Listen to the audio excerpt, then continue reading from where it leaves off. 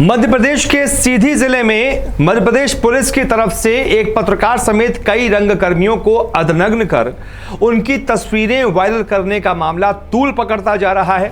कांग्रेस ने, राहुल गांधी ने इस मुद्दे पर शिवराज सिंह चौहान को, मध्य प्रदेश पुलिस को कटघरे में खड़ा कर दिया है, निशाना साधना शुरू कर दिया है और इस बीच कई सारे सवाल भी खड़े हो रहे हैं।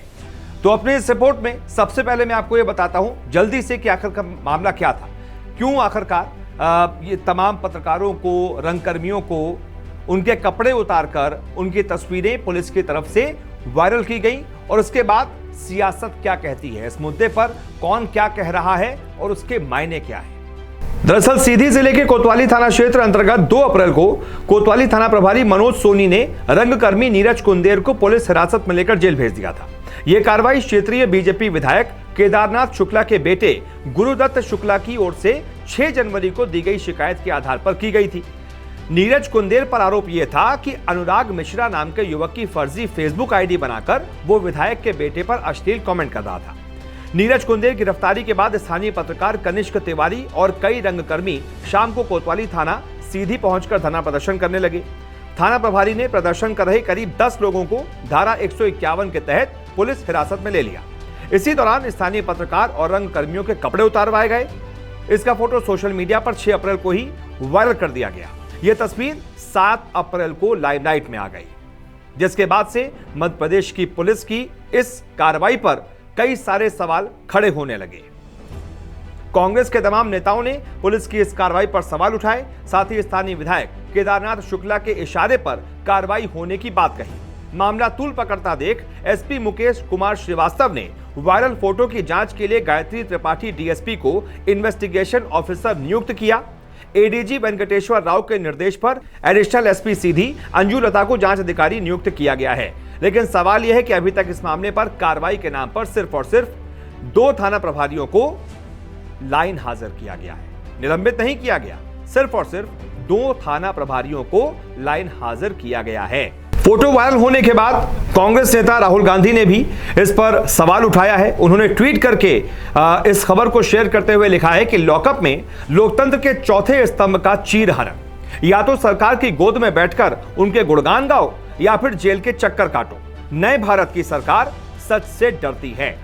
यह कहते हुए राहुल गांधी भारतीय जनता पार्टी की सरकार पर निशाना साध रहे हैं और उनके मुताबिक वो ये बताने की कोशिश कर रहे हैं, जैसे कि कई जगहों पर सामने आया भी था कि कुछ पत्रकार या तो अगर आप सवाल उठा रहे हैं, आप कुछ सच दिखा रहे हैं, सवाल पूछते हैं तो आपको लॉकअप में डाल दिया जाता है, नहीं तो आप चरण वंदना करें सरकार की तो फिर ठीक है, अगर आपने सवाल उठाया तो आपको लॉकअप में बंद कर दिया जाता है। हालांकि इस मामले में अभी तक जो आरोप इन पत्रकार और साथ ही साथ रंगकर्मियों पर हैं वो वाकई गंभीर है। लेकिन अब सवाल इस मामले में यह उठता है कि आखिरकार मध्य प्रदेश पुलिस से यह किसने कहा था कि आप इन तमाम लोगों के साथ अमानवीय व्यवहार करें, इन्हें तालिबानी सजा दें। मान लेते हैं कि आरोप जो पत्रकार और तमाम रंगकर्मियों पर लग रहे हैं उनमें सच्चाई है और रंगकर्मी ने वाकई में फर्जी आईडी बनाकर कुछ अश्लील कमेंट्स किए थे, तो फिर कानून के तहत कार्रवाई कीजिए ना। और अगर उसको बचाने के लिए लोग धरना दे रहे थे, आपने पत्रकार को उठा लिया, उसके साथ जितने रंगकर्मी धरना दे रहे थे आपने उनको उठा लिया, गिरफ्तार कर लिया, कानून के तहत उनके खिलाफ भी कार्रवाई कीजिए। आपसे ये किसने कहा था कि आप इन तमाम लोगों का चीरहरण करें, इनके कपड़े उतरवाकर इनकी तस्वीरें वायरल करें? यहां पर इन तमाम लोगों के मानवाधिकार की धज्जियां नहीं उड़ाई गई। सवाल ये उठता है। और फिर मध्य प्रदेश की पुलिस, भारतीय जनता पार्टी की सरकार की पुलिस, वो भारतीय जनता पार्टी जो चाल चरित्र चेहरे की बात करती है, कहीं और कोई दूसरे राज्य की पुलिस अगर कुछ ऐसा करती है तो खूब हाय तौबा मचाई जाती है। लेकिन इस मामले पर भारतीय जनता पार्टी के किसी भी बड़े नेता की तरफ से आपको कोई बयान दिखाई दिया, सुनाई दिया या फिर ट्वीट किया गया? नहीं, सभी ने इस मामले पर चुप्पी साध रखी है, क्योंकि अपनी सरकार की बात है, अपनी सरकार में ऐसा हुआ है। शिवराज सिंह चौहान वो भी खूब चाल चरित्र चेहरे की बात करते हैं, उनकी पुलिस ने ऐसा किया है। अभी तक उन्होंने क्या किया है इस मामले में? बस जांच अधिकारी नियुक्त कर दिया। जिन पुलिस वालों ने जो उस थाने में थे, जिन्होंने कपड़े उतरवाए, अभी तक तो उनके खिलाफ कार्रवाई हो जानी चाहिए थी, जांच बाद में होती रहती, सिर्फ लाइन हाजिर कर दिया गया। क्योंकि अपनी पुलिस ने ऐसा किया है। आप क्या संदेश दे रहे हैं, सवाल ये उठता है। राहुल गांधी भी यही सवाल पूछ रहे हैं, तमाम विपक्षी पार्टियां भी यही सवाल पूछ रही हैं। और फिर शिवराज सिंह चौहान तो अगले चुनाव में भी, मध्य प्रदेश के चुनावों में भी भारतीय जनता पार्टी का चेहरा होंगे। क्या वो इस चेहरे के साथ चुनावों में जाएंगे कि उनकी पुलिस ऐसा करती है?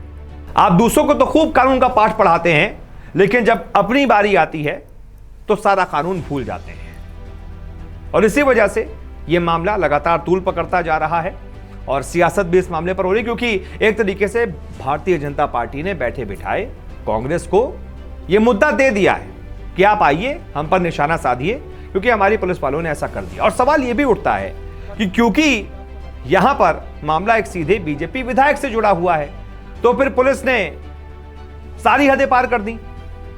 यहीं पर हमारे आपके जैसा कोई आम इंसान जाता पुलिस के पास और कहता कि हमारी आईडी पर, फेसबुक आईडी पर कोई बार बार अश्लील कमेंट कर रहा है, पुलिस उसको पता करती और पता चलता कि हाँ ये फर्जी आईडी है, उसको गिरफ्तार करती, तो क्या तब भी वो इस तरीके का अमानवीय व्यवहार करती? नहीं करती। कार्रवाई छोड़िए, कई मामलों में तो हमने देखा है कि एफआईआर तक दर्ज नहीं होती है। यहां पर क्योंकि बीजेपी विधायक से जुड़ा हुआ मामला था, तो पुलिस ने सारी हदें पार कर दी। इसीलिए सवाल उठता है कि पुलिस किसके इशारे पर काम कर रही है और क्यों ऐसा काम कर रही है, और कुछ बीजेपी विधायकों के लिए कानून का पाठ क्यों भूल जा रही है। यही सवाल है। आप इस मुद्दे पर क्या सोचते हैं, बताइएगा। फिलहाल इस वीडियो को देखने के लिए बहुत बहुत शुक्रिया। नमस्कार, मैं हूं मानक गुप्ता। अगर आपको हमारा ये वीडियो पसंद आया हो तो इसे लाइक और शेयर जरूर करें, और हां, हमें सब्सक्राइब और फॉलो करना ना भूलें, ताकि आप देश और दुनिया की कोई खबर मिस ना करें। तो जुड़े रहिए हमारे साथ और देखते रहिए न्यूज़ 24।